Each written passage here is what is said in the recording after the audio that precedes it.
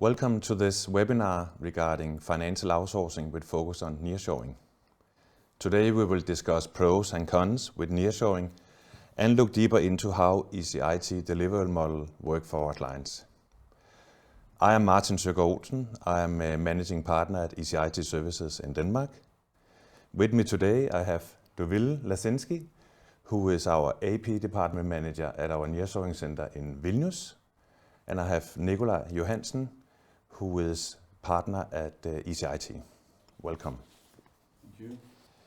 During the next 30 minutes, we will share experience, knowledge about how to utilize potential within nearshoring. Based on our own experience since ECIT acquired a nearshoring center in Vilnius 2 years ago, but also based on the experience from the nearshoring center based on 20 years. Nearshoring has changed a lot during the last years. Earlier it was a question about getting cheap labor to handle manual work. Today nearshoring is about utilizing skilled, well-educated resources in combination with modern systems, AI, robotics and integrations. The agenda for today is that we will have an introduction to ECIT. We will have a general introduction to outsourcing focus on nearshoring with discussing pros and cons. And we will have a presentation of a client case that we have worked together with for almost 2 years. Finally, we will sum up and have some questions. ECIT was established in 2013 and was built on an idea that we should combine economy with IT. There was a group of persons started the company that have a background from financial outsourcing. I could see that in the future it was even more important to mix it up with smart IT and therefore the name ECIT. We started in Norway and then quite soon after we started own daughter companies in Denmark and Sweden. And nowadays we are listed on the stock exchange in Norway and are represented with own companies in Norway, Sweden, Denmark, Iceland, Finland, the UK, Germany, Lithuania, Poland and Romania. So a lot of things has going on for only 10 years. Today we are more than 2,500 employees in those 10 countries. The way that we have organized the company is that we have built 3 divisions. The F&A division that is focusing on outsourcing of payroll, outsourcing of finance, meaning financial outsourcing of your finance department, combined with nearshoring.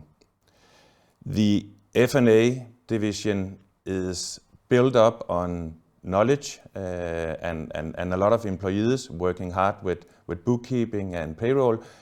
But we have seen that the system and the tech and the integration is really important. Therefore, within the division, we have a tech department where we have our own payroll software that have been built in Denmark. And now we will see next year we will launch it in Sweden and Norway. And we also have people that is working with integrations, optimizations and so on in the way to ensure that systems are working perfectly together. That can be a client where we use their ERP system, for example, Business Central or SAP, where we build integrations to other systems. Division number 2 is our IT division, working with hosting and IT security. We all know that IT and security is maybe the most important things for all companies. And for us to have a division close to us that is specialist in IT and security is a huge advantage. And finally, we have a division, a business solution division, where they are working with implementation of CRM systems, ERP systems, especially Microsoft Business Central. And back to the nearshoring center in Lithuania, we work with outsourced nearshoring partner, or as outsourced nearshoring partner for companies like power, and Hvilke, where we deliver a full AP process from our office in Lithuania.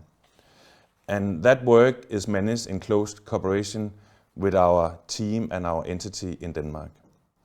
And today, ECIT is the fastest growing company in the Nordic region within IT, payroll and financial outsourcing.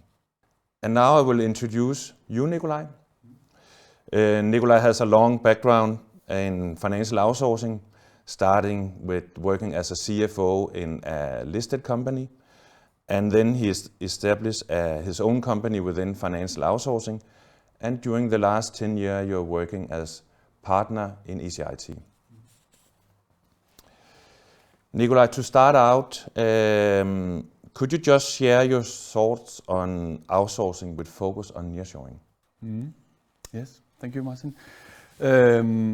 Yes, as you said, I have a long background within financial outsourcing and have worked with it for many years, handling mainly medium-sized, larger clients, and have always thought of outsourcing, nearshoring as something where you had something done far away by transferred some tasks that would be cheaper to handle somewhere else because the cost of labor was lower.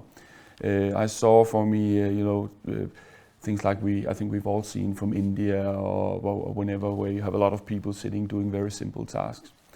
But when ECIT acquired the center in Lithuania, we quickly after that went there because we wanted to see what it was like, and that totally changed my perception of what nearshoring was.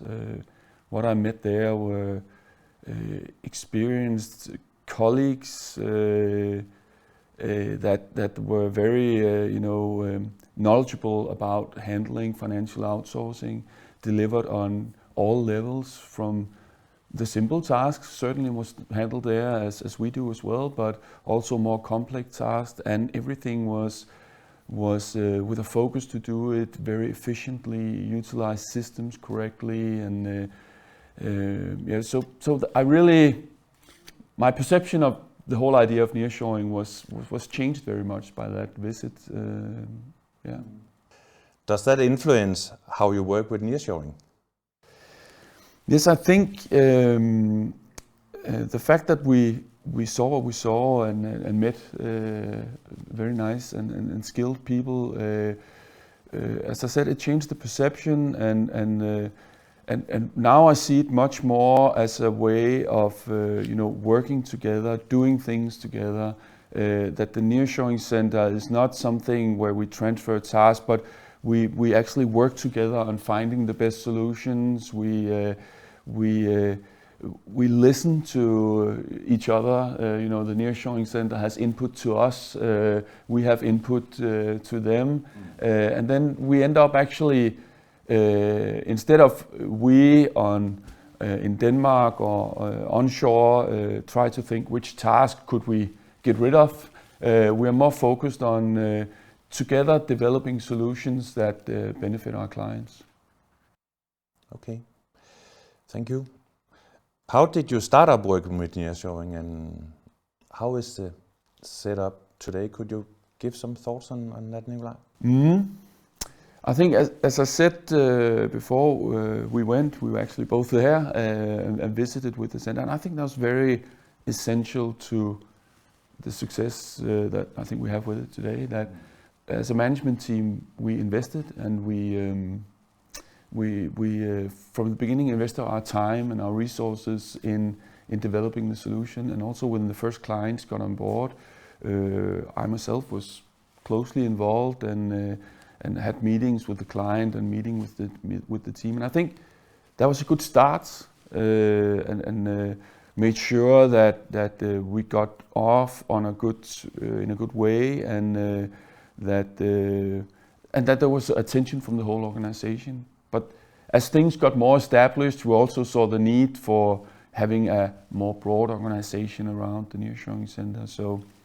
Or the working with our colleagues in Vilnius as it is more, and now we have a client responsible, which is handling the dialogue both with the clients, as the name implies, but also has the dialogue with the nearshoring center. Make sure that there is, if we talk about something we want to do differently, that it is followed up on.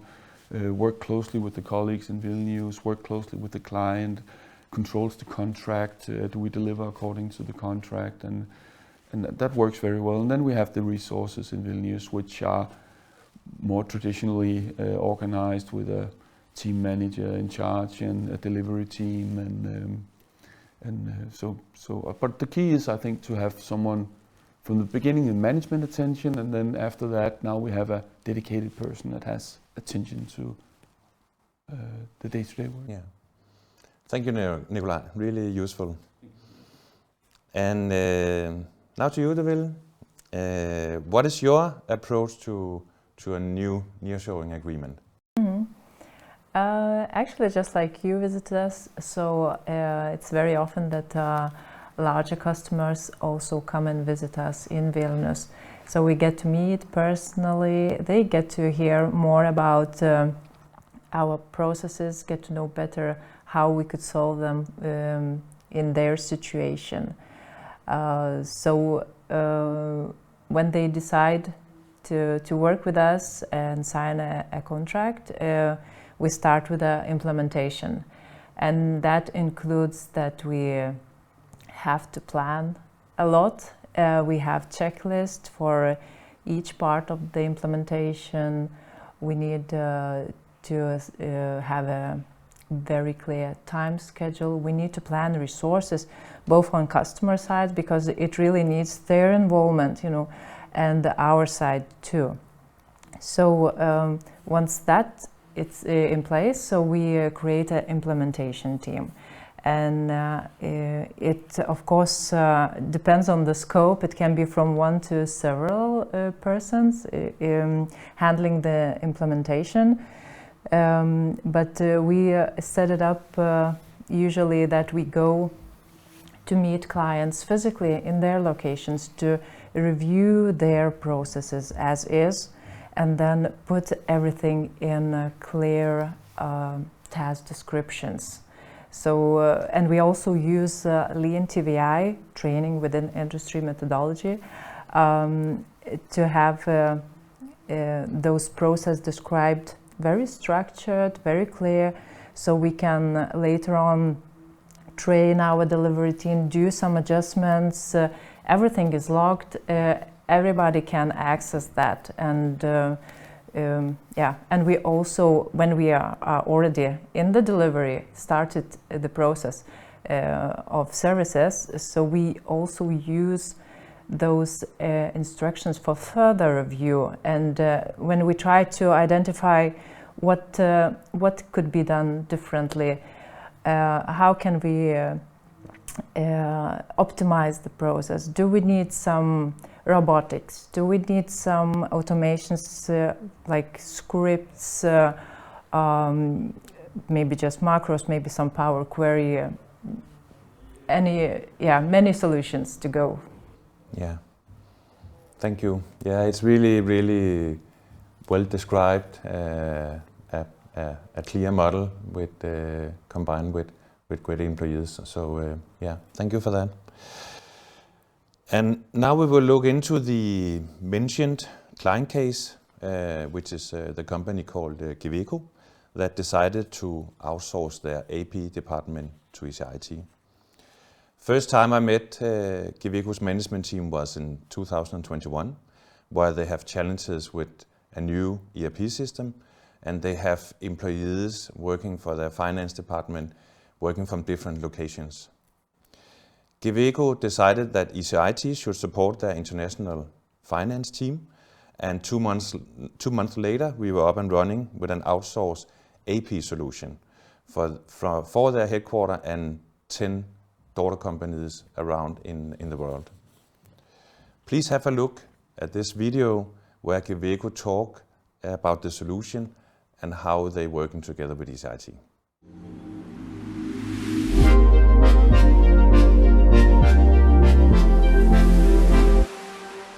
Et godt samarbejde for os er en fælles forståelse for forventningsafstemning og en god dialog, og det føler vi får hos ECIT. Jeg hedder Katja Busk Larsen, og jeg sidder som Head of Group Finance for Hvilke Markings. Hvilke Markings er en førende producent og leverandør af horisontale markeringer og dekorative udsmykninger. Vores markeringer har primært til formål at højne infrastrukturens sikkerhed. Alt lige fra de lige striber, der ligger ude på motorvejene, til hejtænder og svingpile. Vi har valgt at samarbejde med ECIT, fordi vi søgte en leverandør, der var til stede i alle de lande, hvor vi har forretning i.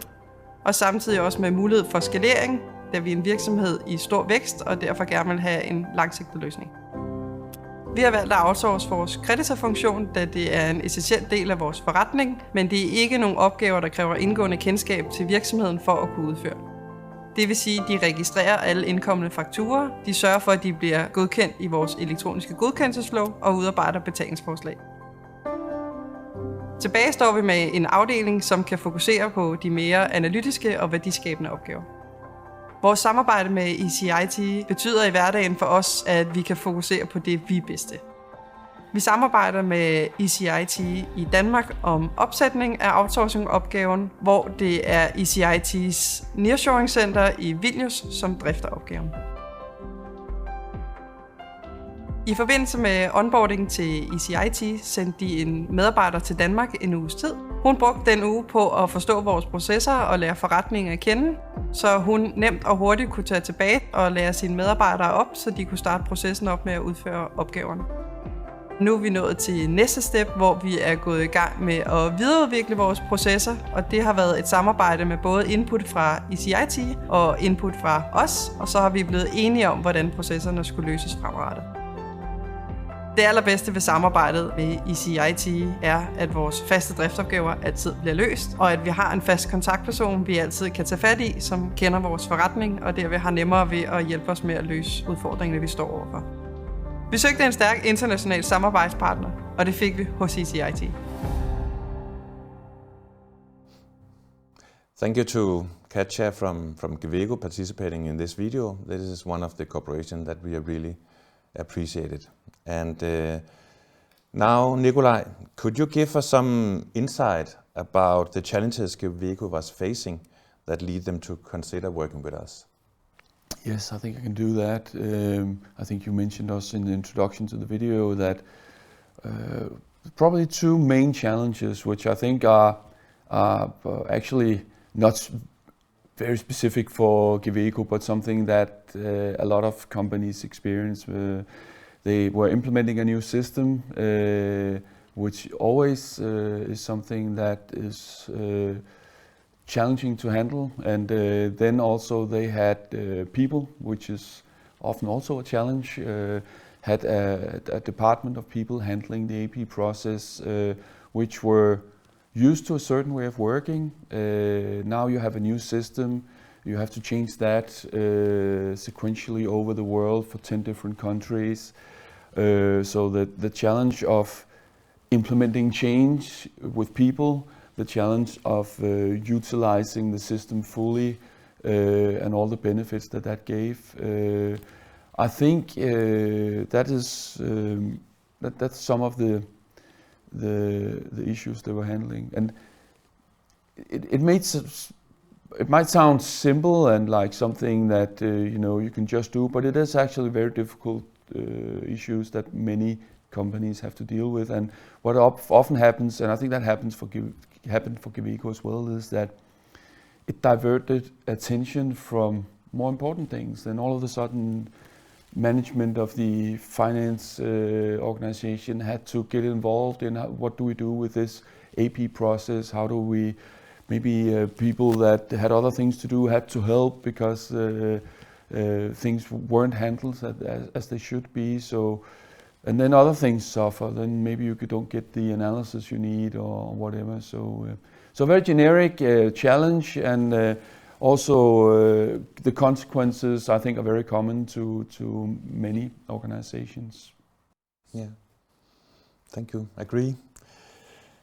Could you share some experiences as how you started up or how we started up the cooperation with Hvilke?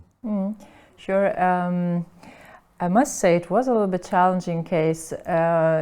Only, like, first of all, just because we had a very short time, only a couple of months to start on. But how we did it, so we, our team manager, which was also the manager responsible for the future delivery team, she went to the client to Denmark.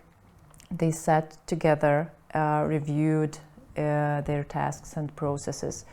They had to pick the details for all the 10 countries. They run on 2 ERP systems, though, so that's kind of bringing more topics to review.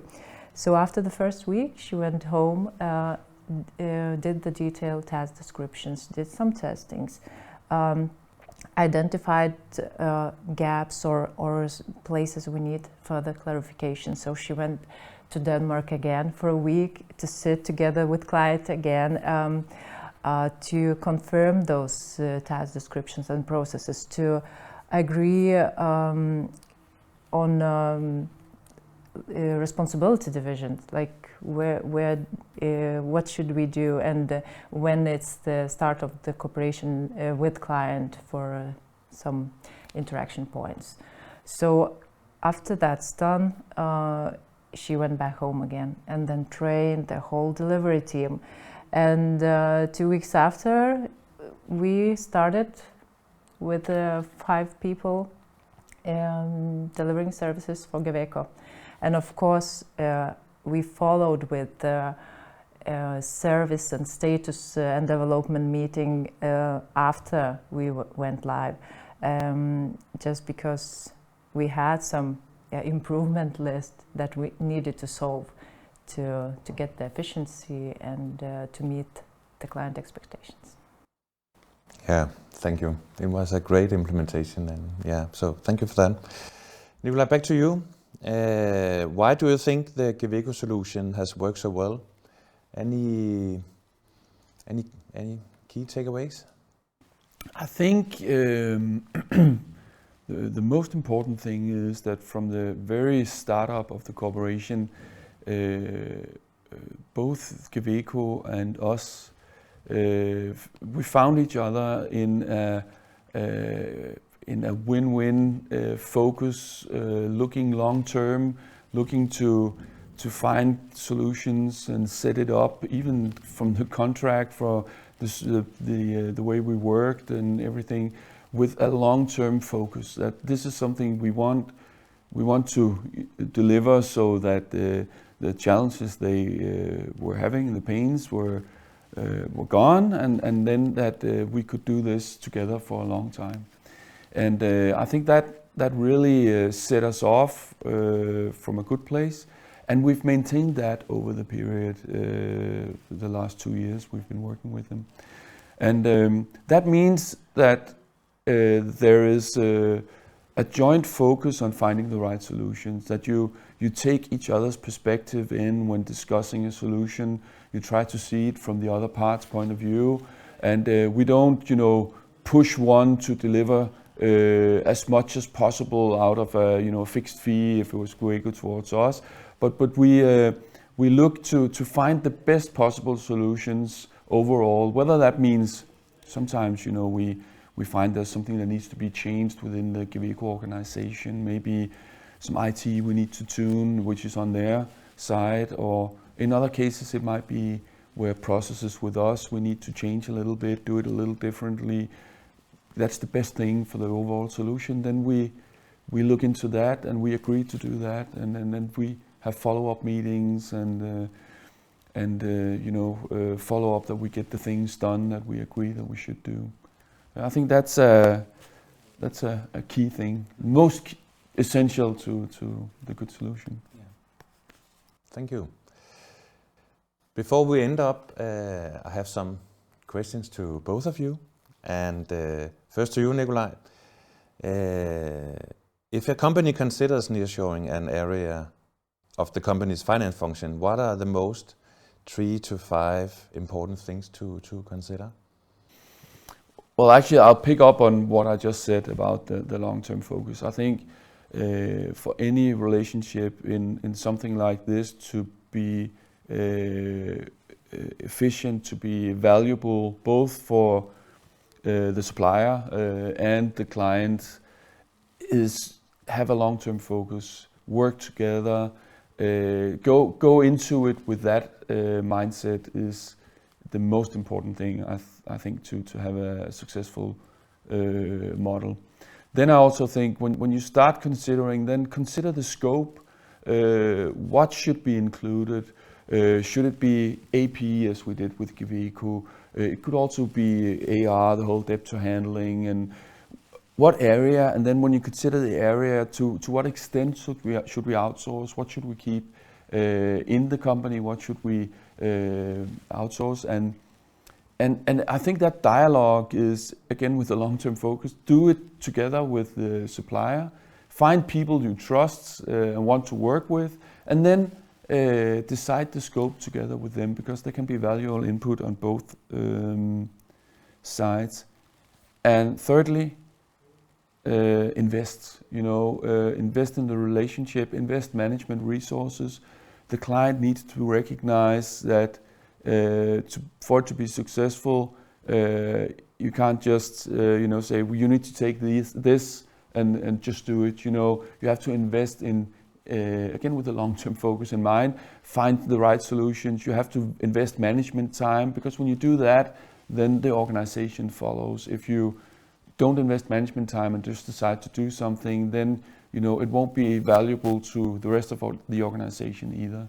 So invest in the projects that's needed, invest in the overall management of the project and of the client-supplier relationship once things are up and running. I think that's the three key issues I'd like to highlight. Thank you. And Will, what were some of the challenges you face in the Giveco case? Mm-hmm. Well, I mentioned this short time for the implementation phase. That was quite a challenge, so we would love to have a couple of months more, especially if we have a bigger scope, if we have country variety. That would help to start up more prepared, basically. Then another issue I would mention was the remote work solution. That was one of the things that we needed to find a solution for a better and more efficient way to get there. So that was it. Yeah. And what about international companies in general? Do you prefer English, or do you have any local Scandinavian languages or so on where the cooperation can be based on? How is that set up? Yeah, we have both. Actually, when we talk with the larger customers, so it's mostly international companies with English as corporate language, but they also act locally. So some task requires local language, and we have it. And we talk together with the customer. What are their needs? What are their expectations? Some tasks might require higher competence of the language, while other may be lower or could be delivered with English language. So we usually set up teams with mixed language competence just to meet the client needs. Perfectly. And to you, Nikolai, what about the cost? I have heard that salaries in Lithuania has increased, and will they reach the same level as the salary level in Scandinavia? Yeah, I think that's true that Lithuania, along with other countries in that region, have a higher inflation than, even though we've had our challenges there as well. I think it's been even more in those countries, and that will obviously impact salary, and that would at some point those two lines will meet, no doubt. But that's why I think that it's important that you. I want to say another way for us.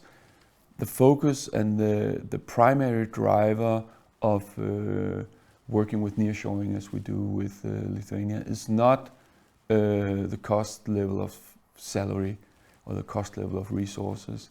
To us, it is the primary driver is access to resources and access to skilled resources, because the skill level we solve tasks with in the future is much more important than finding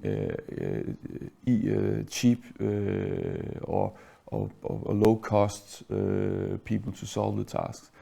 We will have so much from AI, from robotics, and new systems, integrations with banks and so forth that will bring down how much time we need to spend on certain tasks.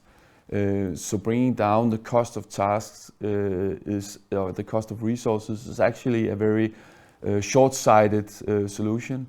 But getting access to working with skilled people that work, that have a high educations, that work with these solutions already now. You have a whole RPA, robotics department in Vilnius. That is actually the long-term benefit, and where you should look to really gain some output of the investment. Yes. And then regarding ERP systems, I mentioned it in the beginning. Well, can you tell about ERP systems? Can we handle a client in SAP or Oracle, or how is your experiences?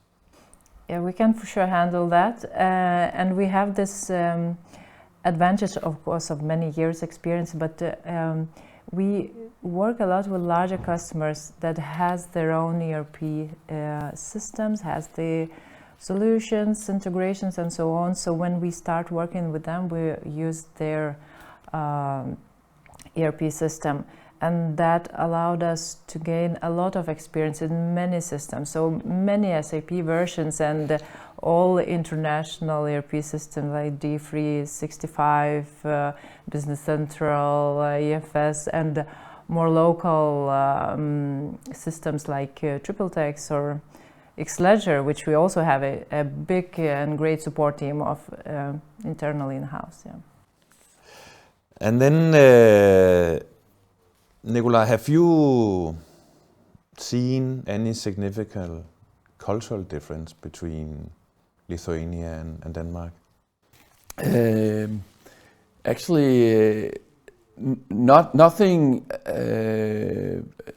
I don't see any really significant differences. It's a country that's very close to us, both in geographically and also historically. I think Denmark, especially, have had a close relationship with the Baltic countries, and the way that you work is actually very similar to ours. So I don't think I've any experienced very significant differences. Maybe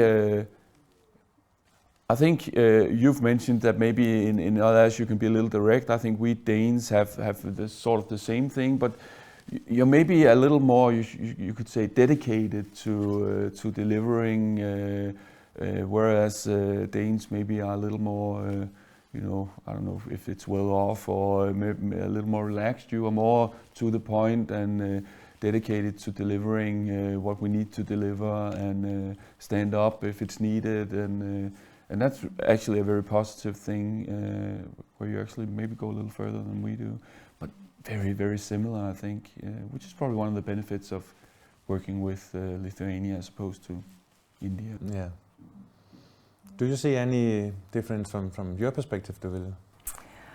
Actually, yeah, you can, if you want, you can try to find differences, and it's even in Scandinavian neighbor countries, you can start with meal preferences for lunch. Is it hot? Is it cold?